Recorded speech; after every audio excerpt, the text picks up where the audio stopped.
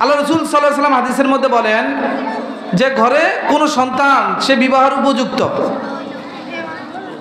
যদি গার্জিয়ান তাকে বিবাহ শাদী না দেওয়ায়, তাকে বিবাহ শাদী না করায়, আর ওই সন্তান যদি কোনো গুনার কাজ করে, ওই গুনার কাজের জন্য অভিভাবক কি থাকবে? দায়ী থাকবে।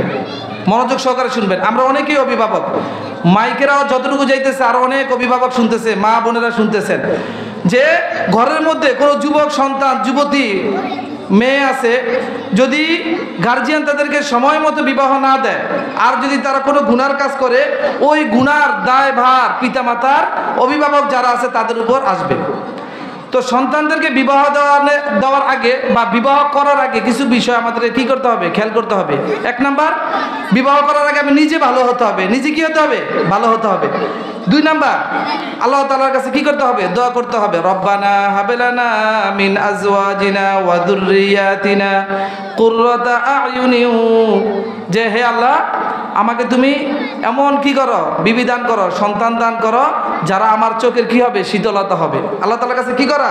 দোয়া করা। 3 নাম্বার যেটা, সেটা হলো কি? হালাল উপার্জনের ব্যবস্থা করা। আপনি হারাম খাইবেন, হারাম উপার্জন করে বিবিরে নিয়ে দিবেন খাওয়ার লাগে, আর ওই খানা খাইয়া সংসার থাকবো, হারামের মধ্যে কি নাই? আরাম নাই। তারপরে 4 নাম্বার যেটা, বিবাহ শাদী করার ক্ষেত্রে দিনদার মেয়ে দেখতে হবে। 5 নাম্বার যেটা, যে লোকে বিবাহ করবে সে যদি স্ত্রীর হক সম্পর্কে না জানে, তাহলে সে কি স্ত্রীর হক আদায় করতে পারবে? পারবে না। সমস্ত বিস্তারিত আছে। তাহলে 5 নাম্বার যেটা, সেটা হলো স্ত্রীর হক সম্পর্কে কি করতে হবে? জানতে হবে। আর স্ত্রীর হকের মধ্যে সবচেয়ে গুরুত্বপূর্ণ প্রথম হক যেটা, সেটা হলো স্ত্রীর মহারানা আদায় করে দেওয়া। স্ত্রীর মহারানা কি করে দেওয়া? আদায় করে দেওয়া। কিন্তু বর্তমান সময়ে মেয়ের পক্ষ আর ছেলের পক্ষের কষাকষি, পারাপারি এমন অবস্থা, বিবাহের মধ্যে দুইটা কাজ। কয়টা কাজ? একটা মহারানা, কি মহারানা দেয় না? বর পক্ষ কি দেয়? মহারানা দেয় না? আরেকটা কাজ আমরা করি, অলিমা করি না? মানে খাবার দাবার একটা ব্যবস্থা করি না? আরেকটা জিনিসের প্রচলন আমাদের সমাজে আছে, যেটা যৌতুক। যেটা কি বলে? যৌতুক। ছেলের থেকেও যৌতুক নেওয়া হয়। মেয়ের আগে তো যৌতুক দিত মেয়ের বাপ, এখন যৌতুক দেয় ছেলের বাপ। বর্তমান সমাজের অবস্থা, মেয়েরে ডাক্তার বানাইছে, শিক্ষিত বানাইছে, আমার মেয়েরে বিয়ে করতে হইলে সরকারি চাকরি লাগবো, নইলে বিয়ে দিত না। অথচ দেখেন, আমি তো হাদিস তো আছেই যে সাহাবীদের জীবনে কেমন ছিল। এক সাহাবী বিয়ে করার জন্য বিবাহ শাদী করতে চাইছে, কি আছে? কিচ্ছু নাই। কয় ঘর থেকে টোকায় না, কয় কিচ্ছু নাই, ঘর আমার ঘরই নাই। তো বলছে, তুমি কোরআনের আয়াত জানো? বলছে জানি। অমুক অমুক সূরা তুমি তোমার বিবিরে শিখাই দিবে, এটাই মহারানা। সুবহানাল্লাহ, কত সহজ না? আল্লাহ তাআলা করছে বিবাহকে সহজ, রাসূল করছে সহজ, আমরা বানাইছি কঠিন। বিবাহ করতে হলে কমপক্ষে ৫-৭ লাখ টাকা ছাড়া বিবাহ শাদী হয় না। এখন পোলার গ্রুপও যৌতুক দেয়, মাইয়ার গ্রুপও কি করে? যৌতুক দেয়।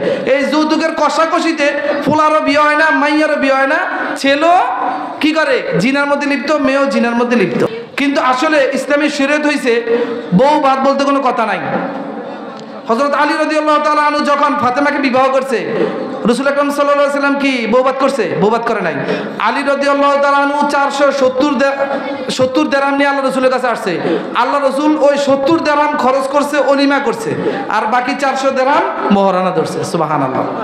আমরা তো উল্টা করি, মেয়ের বাপ এত কষ্ট করে মেয়েরে পালছে, আবার ওই মেয়ের বাড়িতে 100-150 জন নিয়ে যাইয়া বিশাল খরচের আয়োজন করি।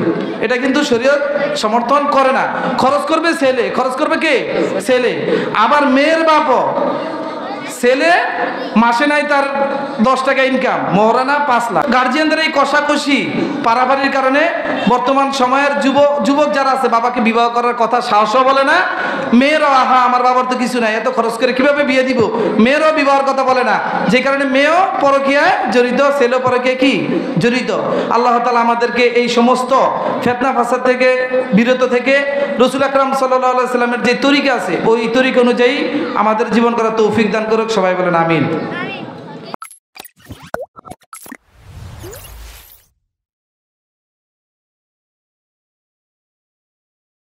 আসসালামু আলাইকুম ওয়া রাহমাতুল্লাহি ওয়া বারাকাতুহু। ইন্নাল হামদালিল্লাহ আলহামদুলিল্লাহি নাহমাদুহু ওয়া নাস্তাঈনুহু ওয়া নাস্তাগফিরুহু ওয়া নু'মিনু বিহি ওয়া নাতাওয়াক্কালু আলাইহি ওয়া নাউযু বিল্লাহি মিন شرور أنفسنا ومن سيئات أعمالنا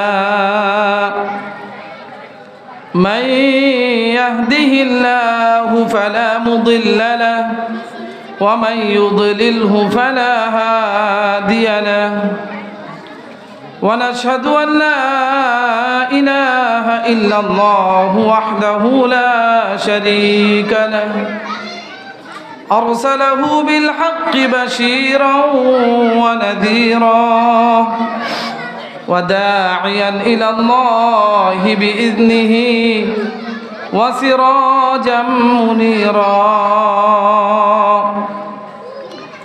أما بعد فقد قال الله تعالى في كلامه المجيد وفرقانه الحميد أعوذ بالله من الشيطان الرجيم بسم الله الرحمن الرحيم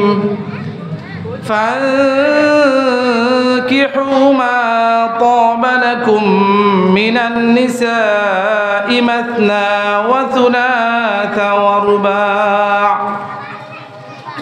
وقال النبي صلى الله عليه وسلم يا معشر الشباب من استطاع منكم الباء فليتزوج ومن لم يستطع فعليه بالصوم فإنه له وجاء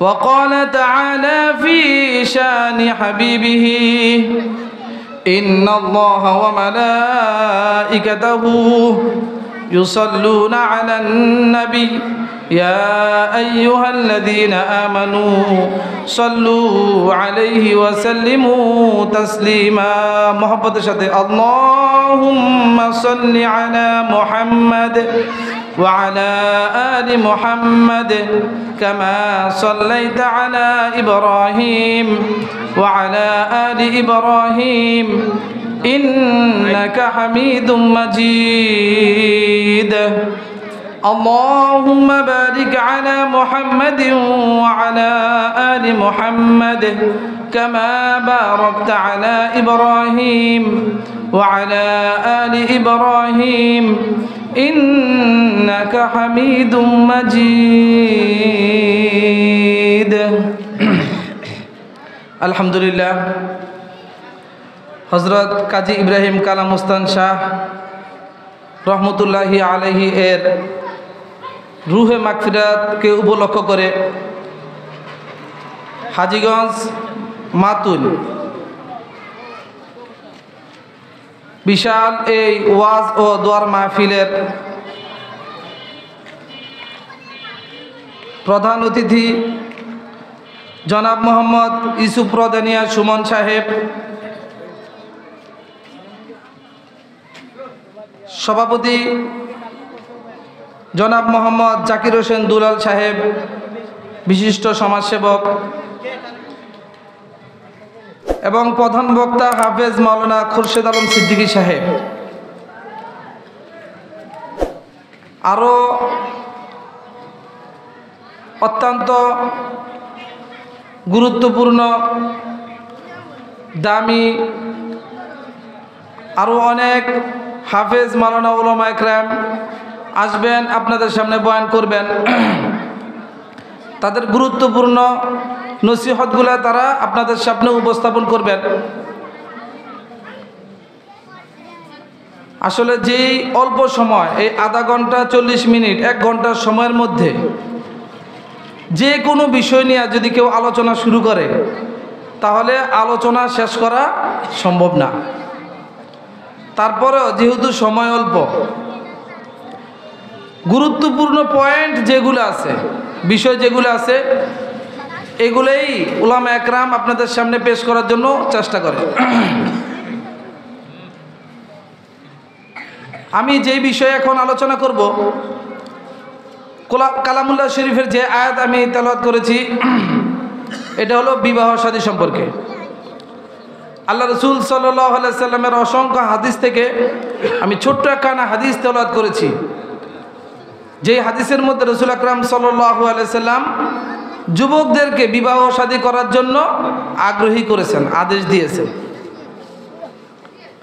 দেখেন, আমরা অনেকে মনে করি নামাজ ফরজ, রোজা ফরজ, হজ ফরজ, জাকাত ফরজ, কিন্তু এই সমস্ত ফরজ ছাড়াও আরো অনেক ফরজ যে আমাদের উপর আছে, এই বিষয়গুলো আমরা খেয়াল করি না। যেমন পর্দা করাও একটা কি ফরজ। যেমন আমার আগের হজরত অনেক সুন্দর, প্রায় প্রত্যেকটা কথাই কোরআন হাদিসের দলিল দিয়েই বোঝানোর চেষ্টা করেছেন। এই পর্দা করাও কি একটা ফরজ। তো ফরজের মধ্যে দুইটা ভাগ আছে, দুইটা স্তর আছে। কিছু ফরজ আছে এমন যেটা মৃত্যুর আগ পর্যন্ত আদায় করতে হয়, আর কিছু ফরজ আছে এমন জীবনে একবার আদায় করলেই যথেষ্ট। যেমন হজ, জীবনে একবার আদায় করলে কি তার উপর থেকে ফরজ চলে যাবে, আর ফরজ থাকবে না। কিন্তু এই সমস্ত ফরজের মধ্যে কিছু ফরজ আবার এমন আছে যেগুলো সব সময় মানতে হয়, আর কিছু ফরজ আছে এগুলো মাঝে মধ্যে কি করতে হয়, মানতে হয়। যেমন নামাজ দৈনিক কয়বার, কয় ওয়াক্ত, 5 ওয়াক্ত। জাকাত বছরে একবার। রমজানের রোজা বছরে একবার, আর হজ তো জীবনে একবার। আর পর্দা দেখেন এমন একটা ফরজ, একবারে বালেগ হওয়ার পর থেকে নিয়ে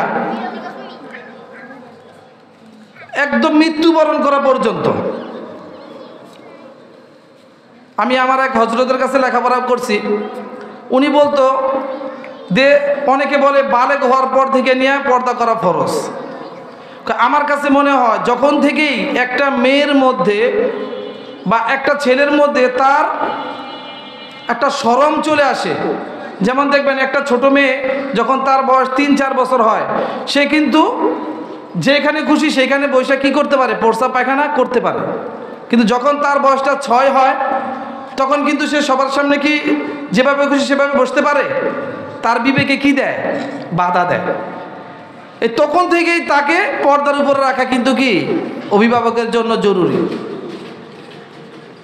তো এই পর্দা যেমন একটা ফরজ, সমাজের মধ্যে আরেকটা ফরজ বিষয় আছে, সেটা হলো কি বিবাহ শাদী করা। এই বিষয়টা কিন্তু আমাদের জেহেনে নাই, বা এই বিষয়টা আমরা বুঝি না, যেই কারণে আমাদের সমাজের মধ্যে কি অনেক বিশৃঙ্খলা, অনেক সময় অনেক ফিতনা। এই বিবাহ শাদী নিয়েও অনেক আমাদের মধ্যে কি আছে, হ্যাঁ, গুনার ছড়াছড়ি আমাদের মধ্যে আছে, আছে না? আসলে এই বিষয় সম্পর্কে তেমন একটা কি করা হয় না, আলোচনা করা হয় না। তো আল্লাহ তাআলা আমাদেরকে সৃষ্টি করেছেন, আমাদেরকে সৃষ্টি করেছেন কে?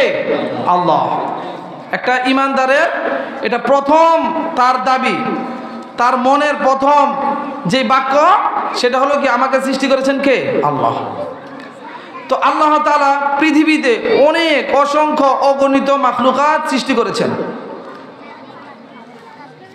পৃথিবীর কত শত বছর চলে গিয়েছে, এখনো পৃথিবীর মধ্যে এমন কিছু নতুন নতুন জীব প্রাণী বাইরে হইতেছে যেগুলোর সম্পর্কে বিজ্ঞানীরা আগে গবেষণা করে পায় নাই। এরকম আরো বাহির হবে। তো এমনিভাবে যত মাখলুকাত এই পৃথিবীতে এসেছে, বর্তমানে আছে, ভবিষ্যতে আসবে, সমস্ত কিছুকে সৃষ্টি করেছেন কে? আল্লাহ। তো এই মাখলুকাত আল্লাহ তাআলা যে এই দুনিয়াতে পাঠাইছেন, এই মাখলুকাত এর মধ্যে সর্বশ্রেষ্ঠ মাখলুকাত হলো কে? ইনসান, মানুষ।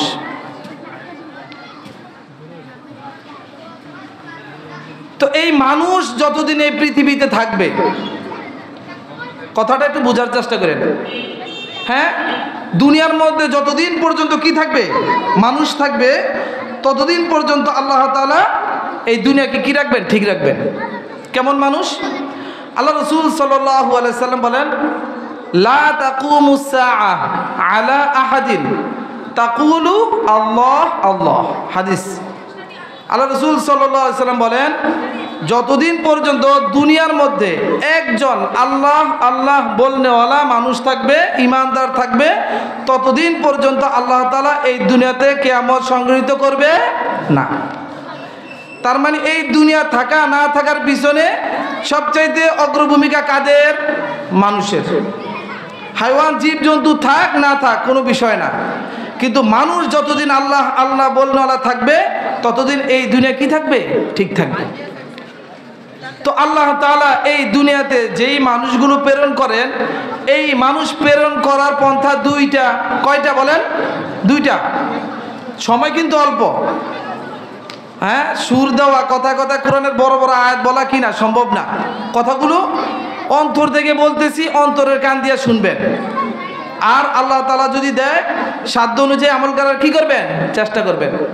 বর্তমানে জানে না এমন লোক কম আছে। নামাজ ফরজ এই বিষয়টা জানে না এমন লোক, বালেগ লোক আমার মনে হয় সমাজে একজনও নাই। আছে? নামাজ ফরজ জানে না বালেগ এমন কেউ আছে? নাই। আর না জানার সুযোগও নাই। যেভাবে ওয়াজ নসিহত, তারপরে ইউটিউব, ইন্টারনেটে যেভাবে ওয়াজ নসিহত আছে, না জানার কোনো কি নাই? সুযোগ নাই। কিন্তু বলেন তো, সবাই কি নামাজ পড়ে? তো সবাই জানে ঠিক, কিন্তু মানে না। এই জন্য যতটুকু বলতেছি অন্তরের দিল দিয়ে শোনার চেষ্টা করবেন, সাধ্য অনুযায়ী মানার জন্য কি করবেন? চেষ্টা করবেন। তো আল্লাহ তাআলা এই পৃথিবীর মধ্যে যে মানুষ প্রেরণ করেছেন, মানুষ পাঠাচ্ছেন, এই মানুষ পাঠানোর দুইটা পন্থা। কয়টা পন্থা? সবই কিন্তু আল্লাহ তাআলা পাঠায়, কিন্তু মানুষ পাঠানোর কয়টা পন্থা? দুইটা পন্থা। একটা পন্থা হলো আল্লাহ এবং তার রসুলের তরিকা অনুযায়ী। বলেন, কার তরিকা অনুযায়ী? আল্লাহ এবং তার রসুলের তরিকা অনুযায়ী। আরেকটা পন্থা হলো শয়তান এবং তার অনুসারীদের অনুযায়ী। নাউজুবিল্লাহ। আল্লাহ এবং আল্লাহ রসুলের পন্থা অনুযায়ী কোনটা? যেটা আমরা সমাজের মধ্যে দেখি, হ্যাঁ, সুন্নত তরিকায় সুন্দরভাবে যে বিবাহ শাদীটা হয়, এটা হলো আল্লাহ আল্লাহ রসুলের তরিকা অনুযায়ী। আর আমাদের সমাজের মধ্যে কিছু মানুষের জন্ম হয়, কিছু মানুষ আসে এমন সিস্টেমে যেটা বিবাহ শাদী ছাড়া, আল্লাহর হুকুম হ্যাঁ ছাড়া, রসুলের তরিকা ছাড়া, তাদেরকে আমরা কি বলি? জারজ সন্তান, অবৈধ সন্তান। এই অবৈধ সন্তান, জারজ সন্তান যারা আসতেছে দুনিয়ার মধ্যে, তারা আল্লাহ আল্লাহর রসুলের তরিকা অনুযায়ী নয়, তারা শয়তান এবং শয়তানের অনুসারী যারা, তাদের অনুযায়ী। ঠিক কিনা? তো দুইটা পন্থা, এক হলো আল্লাহর হুকুম রসুলের তরিকা, আরেকটা হলো কি? শয়তানের হুকুম শয়তানের তরিকা। আমরা যদি না জানি যে কখন আমাদের উপর বিবাহ শাদী ফরজ, কখন আমাদের উপর বিবাহ শাদী সুন্নত, আর কখন আমাদের উপর বিবাহ শাদী নাজায়েজ, তাহলে কি আমরা এই বিষয়গুলো আমরা কি আদায় পালন করতে পারবো? পালন করা সম্ভব? সম্ভব না। আমাদের উপর কখনো কখনো বিবাহ শাদী করা কি ফরজ, কখনো কখনো বিবাহ শাদী করা সুন্নত, আবার কখনো কখনো বিবাহ শাদী করা কি নিষেধ, হারাম। যেমন আল্লাহ তাআলা পবিত্র কালামুল্লাহ শরীফের মধ্যে কি বলেন? ফানকিহু মা তাবা লাকুম মিনান নিসাই মাসনা ওয়া থুলাথা ওয়া রুবা'। ফানকিহু আদেশ, তোমরা বিবাহ করো। কে বলতেছেন? আল্লাহ। কে বলতেছেন? আল্লাহ। তাবা লাকুম মিনান নিসাই, তোমাদের মধ্যে যে মহিলারা আছে, ওই মহিলাদের মধ্য থেকে পুত পবিত্র, হ্যাঁ, মহিলা যারা আছে, ভদ্র ভালো মহিলা যারা আছে, তাদেরকে তোমরা কি করো? বিবাহ করো। মাসনা ওয়া সুলাসা ওয়া রুবা, দুইটা বা তিনটা বা চারটা। কয়টা বলেন? কয়টা? একজন মানুষ কয়টা বিবাহ করতে পারবে? 1, 2, 3, 4। 2, 3, 4-এর ওয়াজ করব না, করলে সমস্যা আছে। কি বলেন? সমস্যা আছে না? অনেকে আছে দেখবেন, বয়স কত? 50। আল্লাহর হুকুমে তার কি স্ত্রী মারা গেছে, তার সহধর্মিণী কি গেছে? মারা গেছে। যদি ওই লোক তার ছেলে সন্তানদেরকে বলে যে আমি আরেকটা বিবাহ শাদী করতে চাই, বাবার কি ঘরে জায়গা দিব? জায়গা দিব করে যে আমাকে সম্পত্তির বাকি আরেকজনের দেওয়ানে লেগে বয়ে রয়েছেন। হ্যাঁ, সংসারের মধ্যে ফিতনা ফাসাদ। কিন্তু চিন্তা করেন, আল্লাহ তাআলা বলতেছে যে একজন পুরুষ সে একটা বিবাহ করতে পারবে, দুইটা বিবাহ করতে পারবে, তিনটা বিবাহ করতে পারবে, চাইলে একসাথে 4টা বিবি সে রাখতে পারবে যদি তার ক্ষমতা থাকে। তো আমি প্রথম বিষয় নিয়ে আলোচনা, যে আল্লাহ তাআলা বলতেছেন কি, বিবাহ করো, অতএব বিবাহ করতে হবে। আর আল্লাহ রাসূল সাল্লাল্লাহু আলাইহি সাল্লাম কি বলেন, ইয়া মা'শারাশ শাবাব মান ইসতাতা'a মিনকুমুল বা'a ফালইয়াতাযাওয়াজ।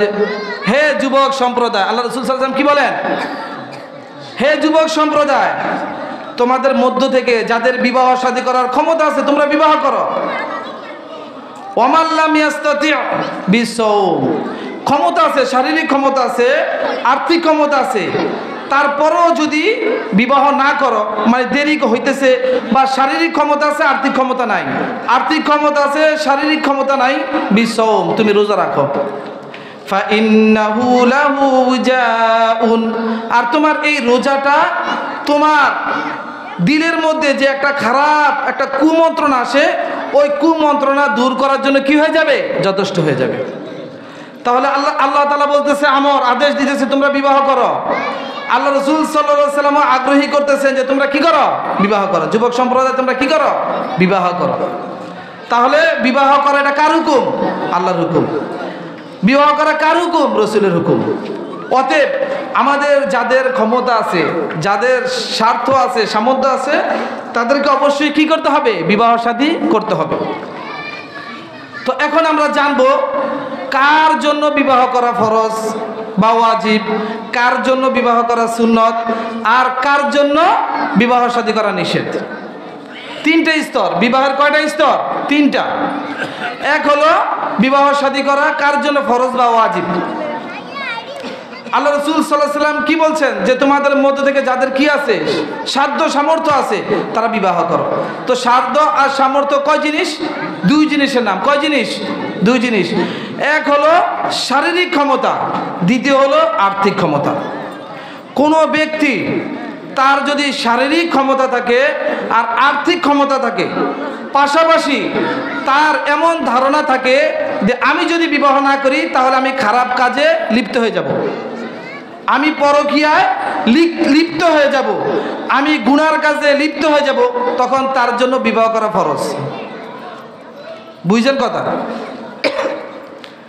কোনো মানুষ যদি তার শারীরিক ক্ষমতা আছে, মানে কি শারীরিক ক্ষমতা মানে কি খুব শক্তি, এইটা না। মানে স্ত্রীর সাথে থাকার মতো তার কি আছে, তার শারীরিক ক্ষমতা আছে।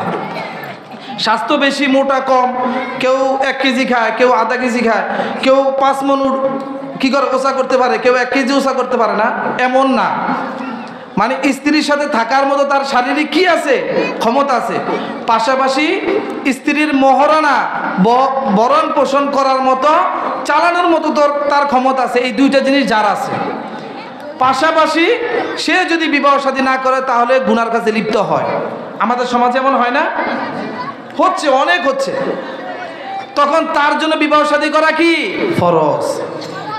দ্বিতীয় নম্বর পর্যায়ে যার জন্য বিবাহ শাদী করা সুন্নত, আল্লাহ রাসূলের হাদিস অনুযায়ী, যে কারো শারীরিক ক্ষমতা আছে, আর্থিক ক্ষমতাও আছে, কিন্তু তার মনের মধ্যে এমন স্পৃহা নাই, বিবাহ না করলেও সে গুনার কাজে জড়াবে না, বিবাহ না করলেও সে পরকীয়া, বিবাহ না করলেও সে জিনা ব্যভিচারে জড়াবে না, তার মনের মধ্যে এত বেশি কি নাই, এশক নাই, তার জন্য বিবাহ করা সুন্নত।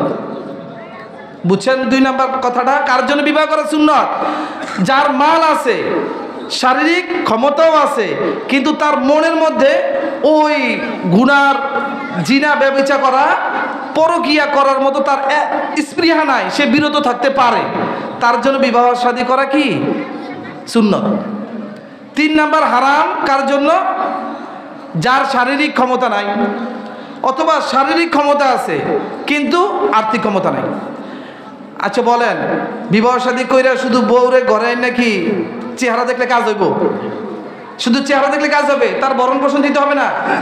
একটা মেয়ে তার মা বাবার ঘর ছাইরা কত আদর করতো তার মা বাবা, তাকে মা বাবা নিজে না খাইও তার মেয়েকে খাওয়াইতো, ওই মেয়েকে যদি আমি আমার ঘরে আইনা তার ভরণ পোষণ যদি আমি না দিতে পারি, আমার সংসার টিকবো? সংসারের মধ্যে, সমাজের মধ্যে ফিতনা ফাসাদ সৃষ্টি হবে না হবে না? হবে। এই জন্য যার এই দুইটার কোনো একটা ক্ষমতা নাই, তার জন্য বিবাহ করা হারাম। তার জন্য বিবাহ করা কি হারাম। তো এখন প্রশ্ন, যে কারো খুব শারীরিক ক্ষমতা আছে, সব আছে, টাকা পয়সা আছে, তো তার জন্য তো বিবাহ হারাম, তো সে কিভাবে থাকবে? বা কারো আর্থিক ক্ষমতা অনেক আছে কিন্তু শারীরিক ক্ষমতা নাই, তো সে কিভাবে থাকবে? তো আল্লাহ রাসূল সাল্লাল্লাহু আলাইহি সাল্লাম এই হাদিসের শেষে কি বলছেন? বিসওম, সে রোজা রাখবে। সে কি করবে? রোজা রাখবে।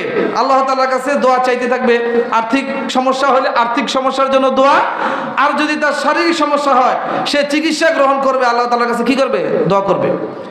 আমাদের সমাজে বর্তমানে 100টা বিবাহের মধ্যে প্রায় 20টা বিবাহ ভেঙে যায় বা এর চাইতে বেশি বিবাহ ভেঙে যায় একমাত্র স্বামীর অক্ষমতার কারণে, ঠিক কিনা? অহরহ এমন ঘটতেছে। বিবাহ শাদী করতেছে, লক্ষ লক্ষ টাকার মালিক, অনেক টাকা তার আছে, কিন্তু স্ত্রীর সাথে থাকার মতো তার কি নাই? ক্ষমতা নাই, সংসার টিকে না। তো এই জন্য এই দুইটার কোনো একটা যদি না থাকে, সে কি করবে? রোজা রাখবে। সে কি করবে? রোজা রাখবে। তার শারীরিক ক্ষমতা আছে, তার মন তো চাইবে গুনার দিকে যাওয়ার জন্য, চাইবে না? টাকা নাই দেখে কি হয়েছে? গুনাহ করতে তো মন চাইবে। তো সে ওই মনকে ফিরাই দিলে তার ঔষধ কি? আল্লাহ রাসূল সাল্লাল্লাহু আলাইহি সাল্লাম বলেন ফাইন, তার জন্য কি? বিসওম, সে রোজা রাখবে। তো এখন আমরা এই বিবাহের 3টা স্তর শিখলাম, কার জন্য ফরজ, কার জন্য ওয়াজিব ফরজ, আর কার জন্য সুন্নত, আর কার জন্য নিষেধ। এই বিষয়গুলো সবাই মনে রাখবেন। তো বিবাহ শাদীর বিষয়ে আল্লাহ রাসূল সাল্লাল্লাহু আলাইহি সাল্লাম অনেক কি দিয়েছেন, গুরুত্ব দিয়েছেন। যেমন হাদিসের মধ্যে আছে, একবার 3জন সাহাবী আল্লাহ রাসূল সাল্লাল্লাহু আলাইহি সাল্লামের বিবিদের কাছে আসছেন। মনোযোগ সহকারে শুনবেন, হ্যাঁ? বিবিদের কাছে আইসা আল্লাহ রাসূল সাল্লাল্লাহু আলাইহি সাল্লামের বিবিকে জিজ্ঞাসা করছেন যে আল্লাহ রাসূলের ঘরের আমল কি। তখন বিবিরা বলছে যে আল্লাহ রাসূল ঘরে এমন এমন এমন আমল করে।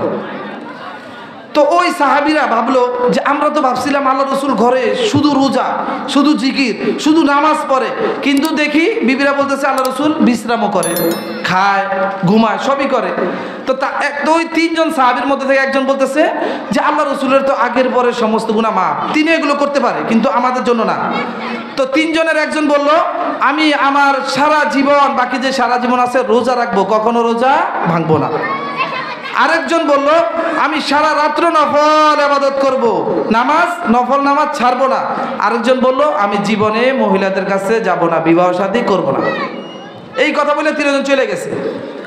যাওয়ার পর যখন আল্লাহ রাসূল সাল্লাল্লাহু আলাইহি সাল্লাম ঘরে আসছেন, তো বিবিরা এই ঘটনা শুনাইছে, 3জন আসছিল এমন এমন এমন এমন, সময় নাই। তো এই কথা শোনার পর আল্লাহ রাসূল সাল্লাল্লাহু আলাইহি সাল্লাম সাথে সাথে ঘর থেকে বাইরে গেছে তাদের খোঁজে। যাইয়া তাদেরকে পাইয়া কি বলছে যে তোমরা এমন এমন কথা বলছো। তো সাহাবারা বলতেছে হ্যাঁ। তখন আল্লাহ রাসূল সাল্লাল্লাহু আলাইহি সাল্লাম বলেন যে তোমাদের চাইতে আমি আল্লাহ তাআলাকে বেশি ভয় করি। সুবহানাল্লাহ। এই কথাটা আল্লাহ রাসূল কেন বললেন? সাহাবীরা তো জানেই। এই কথাটা বলার কারণ পরবর্তী যে কথাটা বলবো এটার গুরুত্ব বোঝানোর জন্য, যে আমি নবী তোমাদের চাইতে আল্লাহ তাআলাকে বেশি কি করি? ভয় করি। তারপরেও আমি নবী কি করি? রোজা রাখি, রোজা ভাঙি। আমি নফল ইবাদত করি, রাতের বেলা নফল নামাজ পড়ি, পাশাপাশি ঘুম যাই। আমি বিবাহ শাদীও করি, বিবাহ শাদী করেছি। অতএব তোমরা যেই বিষয়ের উপর আসো, তোমাদের এই ভুল ধারণা। আর বিবাহ শাদী করা এটা আমার সুন্নত। আল্লাহ রাসূল সাল্লাল্লাহু আলাইহি সাল্লাম বলেন মান রাগিবা আন সুন্নতি ফালাইসা মিন্নি, যে আমার সুন্নত অনুসরণ করবে না, যে আমার সুন্নত মানবে না, সে আমার দলভুক্ত নয়। তার মানে আল্লাহ রাসূল কি বলছেন? যে বিবাহ শাদী করতে হবে, এটা আল্লাহ রাসূলের কি? সুন্নত। অতএব আমাদেরকে কি করতে হবে? বিবাহ শাদী করতে হবে। তাহলে আলোচনা চলতেছিল আমরা কি করব? আমাদের সন্তানদেরকে বিবাহ শাদী দেওয়াবো, যেহেতু আমরা সবাই অভিভাবক। আল্লাহ রাসূল সাল্লাল্লাহু আলাইহি সাল্লাম হাদিসের মধ্যে বলেন যে ঘরে কোনো সন্তান সে বিবাহের উপযুক্ত,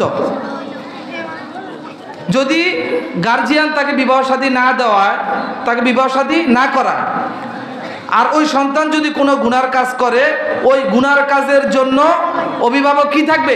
দায়ী থাকবে।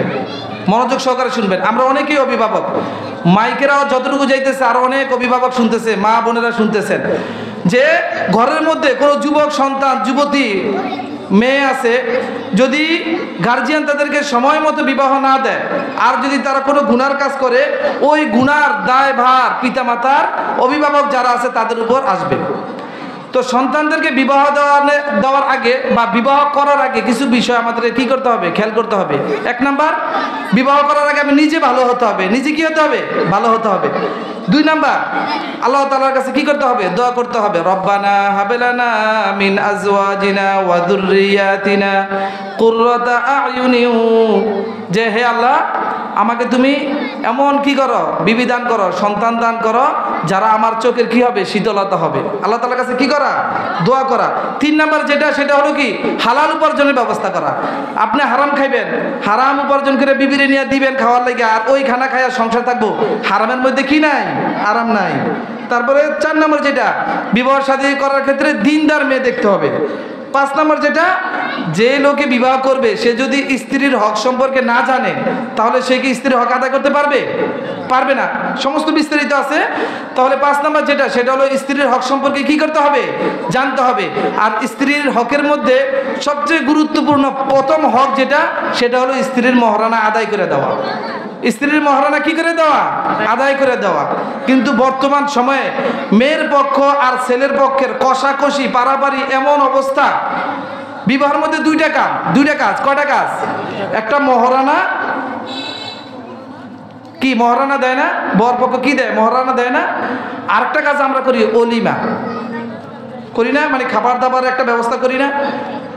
আরেকটা জিনিসের প্রচলন আমাদের সমাজে আছে, যেটা যৌতুক। যেটা কি বলে? যৌতুক। ছেলের থেকেও যৌতুক নেওয়া হয়। মেয়ের আগে তো যৌতুক দিত মেয়ের বাপ, এখন যৌতুক দেয় ছেলের বাপ। বর্তমান সমাজের অবস্থা, মেয়েরে ডাক্তার বানাইছে, শিক্ষিত বানাইছে, আমার মেয়েরে বিয়ে করতে হইলে সরকারি চাকরি লাগবো, নইলে বিয়ে দিত না। অথচ দেখেন, আমি তো হাদিস তো আছেই যে সাহাবীদের জীবনে কেমন ছিল। এক সাহাবী বিয়ে করার জন্য বিবাহ শাদী করতে চাইছে, কি আছে? কিচ্ছু নাই। ঘর থেকে টোকায় না, কিচ্ছু নাই, ঘর আমার ঘরই নাই। তো বলছে, তুমি কোরআনের আয়াত জানো? বলছে জানি। অমুক অমুক সূরা তুমি তোমার বিবিরে শিখাই দিবে, এটাই মহারানা। সুবহানাল্লাহ। কত সহজ না? আল্লাহ তাআলা করছে বিবাহকে সহজ, রসুল করছে সহজ, আমরা বানাইছি কঠিন। বিবাহ করতে হলে কমপক্ষে 5-7 লাখ টাকা ছাড়া বিবাহ শাদী হয় না। এখন পোলার গ্রুপও যৌতুক দেয়, মাইয়ার গ্রুপও কি করে? যৌতুক দেয়। এই যৌতুকের কষাকষিতে পোলারও বিয়ে হয় না, মাইয়ারও বিয়ে হয় না। ছেলেও কি করে? জিনার মধ্যে লিপ্ত, মেয়েও জিনার মধ্যে লিপ্ত। এই আজকের ঘটনা, আজকে লক্ষ্মীপুরে এক বিবাহের মানে বউ ভাত, বিবাহ শাদী সম্পূর্ণ, বউ ভাত খানা হইতেছে, এমন টাইমে পানির বোতল দিতে দেরি হয়েছে। তো বরের ভাই সে কি করছে? পানির বোতল দিতে দেরি কে? ভাই একটু অপেক্ষা করেন না, একটু দিতেছি। কি এর অপেক্ষা? এই বলে টেবিলটার উল্টাইয়া ওই মেয়ের ভাই আসিল কাছে, দিছে মাথা বাড়ি, মাথা ফাটাফাটি, মামলা মোকদ্দমা চলতেছে এই সাধারণ একটা বিষয় লইয়া। কিন্তু আসলে ইসলামী শরীয়ত হইছে বউ ভাত বলতে কোনো কথা নাই। হযরত আলী রাদিয়াল্লাহু তাআলা আনহু যখন ফাতেমাকে বিবাহ করছে, রাসূল আকরাম সাল্লাল্লাহু আলাইহি সাল্লাম কি বউবাত করছে? বউবাত করে নাই। আলী রাদিয়াল্লাহু তাআলা আনহু 470 দিরহাম নিয়ে আল্লাহ রাসূলের কাছে আসছে। আল্লাহ রাসূল ওই 70 দিরহাম খরচ করছে, অলিমা করছে, আর বাকি 400 দিরহাম মহারানা ধরছে। সুবহানাল্লাহ। আমরা তো উল্টা করি, মেয়ের বাপ এত কষ্ট করে মেয়েরে পালছে, আবার ওই মেয়ের বাড়িতে 100-150 জন নিয়ে যাইয়া বিশাল খরচের আয়োজন করি। এটা কিন্তু শরীয়ত সমর্থন করে না। খরচ করবে ছেলে, খরচ করবে কে? ছেলে। আবার মেয়ের বাপও, ছেলে মাসে নাই তার 10 টাকা ইনকাম, মহারানা 5 লাখ, কয় লাখ? আর চট্টগ্রামের দিকে তো আল্লাহ আলহামদুলিল্লাহ আরো বেশি। হ্যাঁ, 50 লাখ 1 টাকা, 40 লাখ 1 টাকা, মানে এক আবার লগে একটা থাকে না, বরকত। এই গার্জিয়ানদের এই কষাকষি পারাপারির কারণে বর্তমান সময়ের যুবক যারা আছে, বাবাকে বিবাহ করার কথা সাহসও বলে না। মেয়েরও আহা আমার বাবার তো কিছু নাই, এত খরচ করে কিভাবে বিয়ে দিব, মেয়েরও বিবাহের কথা বলে না। যে কারণে মেয়েও পরকীয়ায় জড়িত, ছেলেও পরকীয়ায় কি জড়িত। আল্লাহ তাআলা আমাদেরকে এই সমস্ত ফিতনা ফাসাদ থেকে বিরত থেকে রাসূল আকরাম সাল্লাল্লাহু আলাইহি সাল্লামের যে তরিকা আছে, ওই তরিকা অনুযায়ী আমাদের জীবন করার তৌফিক দান করুক। সবাই বলেন আমিন। আসসালামু আলাইকুম ওয়া রাহমাতুল্লাহি ওয়া বারাকাতুহু।